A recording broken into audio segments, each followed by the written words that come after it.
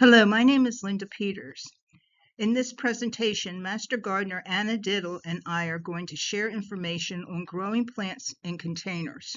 We both grow flowers, vegetables, and herbs in this manner, and I'm sure we have some good tips for you. Do you have limited gardening space? Do you have limited mobility? Do you have poor soil? The answer to these problem issues could be growing plants in containers instead of an in-ground garden. Container gardening is not limited to summer. A nice thing about containers is that even in the winter you can brighten up an outside area. I do this on my front porch. I have small other evergreens in containers that I decorate with seasonal plants or holiday decorations. The advantages of growing plants in containers. We will talk about containers on patios, how to create mini gardens using flowering plants and or vegetables. We will talk about plants that are easy to grow in containers and mention some varieties of vegetables that are suited for growing in containers. We will show you different types of containers, and we will talk about what types of soils, fertilizers are recommended, how to care for your containers, and we hope to convince those of you who don't grow vegetables in containers to include a few in with your other plants. Probably the most obvious reason for gardening in containers is lack of space. But poor soil conditions, problem with diseases, they can also make it difficult to garden in the soil and make container gardening more attractive. And then there's the added flexibility of being able to move your containers in different areas, including patios and decks. Mobility. Containers can be moved when needed, maybe to catch the sun or maybe to brighten a dull or shady area. Extended season. Growing herbs on a windowsill in the winter can provide you with fresh herbs as well as being attractive. If you have space in your house, you could even move some of your larger plants in for the winter. For example, tomatoes and peppers. This is another picture of herbs on a windowsill, just included because we love the pots. It is possible to make your plants a decorating moment. So, what to grow in containers? Almost any plant that will grow in a typical backyard garden will do well in containers with the right conditions. For example, flowers, annuals, perennials, ornamental grasses, even vegetables do well in containers, and of course, herbs. Here's an example of annuals that are clustered in a container.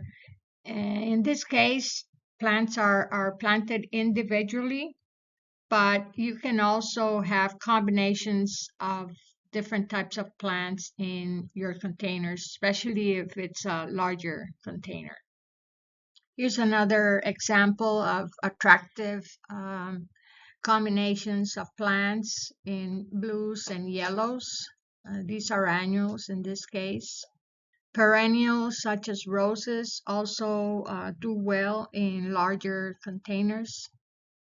Here's another example of perennials in containers. In this case, lavender has been clustered in several containers, making an attractive display. Woody plants can also be planted in containers. And here's an example of an evergreen bush with colorful annuals and other perennials. The nice thing about these combinations is that you can create new displays by replacing plants. So replace spring loving plants with summer plants and fall plants when the time comes. And in the end, you will have displays with year-round interest. Fruit trees can also be planted in containers. Here's an example on the left-hand side of a lemon plant that has been potted in a relatively large container. Potted fruits are a little bit trickier because they require a little bit more work, especially tropical fruits. In this case, you would have to bring them in during winter, and they tend to get infested with fungi and other diseases. So it's a little bit trickier. They also need a lot of nutrients and have to be repotted almost every year or every 2 years because they grow pretty fast and get root bound. One other possibility is to create mini gardens, and you can grow veggies like peppers with companion plants like marigolds in a relatively small pot. Or on the right hand side, you can see a variety of annuals that have been planted in baskets and pots, making a nice display of color. Here's a nice example of a window box planted with different plants, annuals and perennials. One important thing when putting plants in groups is to know their growing conditions. Do they all like sun or shade or part shade? Because otherwise some of the plants will not do well. So here's another example of vegetables planted in containers, eggplants in combination with small flowers, and on the right hand side a patio tomato doing very well, full of tomatoes. Here's an example of more potted veggies. These are plants on my deck. I grow a large variety of veggies in pots, and that is because my garden has gotten shady over the years. In this example, I have some potted hot peppers. There's an Swiss chard on the left hand side. I also grow a couple of varieties of eggplants and a couple of varieties of tomatoes. Some of the ones that I like growing in terms of tomatoes are Celebrity. I also grow dwarf tomatoes, and patio tomatoes do well in containers. In terms of sweet peppers, I grow a variety called Carmen, but I do prefer to grow hot peppers like jalapenos and serranos.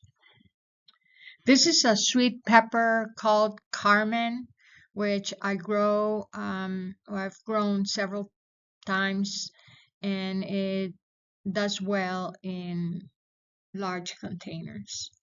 I like growing my veggies individually because that way I don't have to guess about the plants crowding each other, and it's easier to care for the plants and to maintain. You can use almost any type of container to grow plants. Size is important, though. Small containers are difficult to maintain due to our very hot summers and dry falls. I tend to use plastic inside of my clay pots and also inside of any wooden baskets, buckets, etc. That helps them from drying out so fast. Container accessories include pot feet to help keep the pot from sitting directly on the ground surface, and this also helps drainage. A trellis can also give you more option for vining plants, either floral or vegetable. In this picture, with the combination of flowers and vegetables with the trellis, is really attractive, as well as you're going to get some food. Hanging baskets can allow you to fill in some difficult spots, such as the porch, the blank space between the ceiling and the handrail. I also hang a basket of red flowers at my hummingbird feeder station to help attract those birds. Think outside the box for unusual containers. This tree stump makes an excellent container and focal point in the garden. If you have a problem area, decorate it. Another unusual container idea is this old wheelbarrow. Just remember to drill drainage holes in the bottom. I did this. I had an old wheelbarrow that I planted, and it lasted for quite a few years before the bottom rusted out. I've never used a wooden barrel to grow plants in. However, I have used the bags. They are a non-woven fabric that's permeable. I've had great success growing potatoes in these bags, but you could grow anything. There are a wide variety of containers from plastic tubs to fancy ceramic pots. Find the containers that fit your style and price point. So to summarize containers, make sure the container you pick is large enough for the plant you're going to put into it. For example, if you're going to grow a tomato plant, you will need at least a 5-gallon container. Also remember, all containers need a drainage hole. Put several in the bottom of the containers and a couple in the side of the container about 2 inches from the bottom, in case the bottom holes become blocked. Keep containers clean. At the end of the season, the containers that had small plants in them should be emptied and cleaned out, especially if you have a disease. And let me tell you, almost all tomato plants get something. There are various possibilities when it comes to choosing the type of soil to use. However, if you're starting your own seeds, it is recommended to use a soilless mix. And this is because these mixes are free of diseases and they are light and friable, ideal for starting new plants. A soil mix consists of organic and inorganic materials like peat moss, coir, which is the coconut fiber, perlite, and vermiculite, which are inert materials that make the soil light and friable. These mixes are ideal because they are, again, light and friable, and they drain very well, especially when you have containers. And the mixes do not have field soil. Therefore, they're free of soil-borne diseases.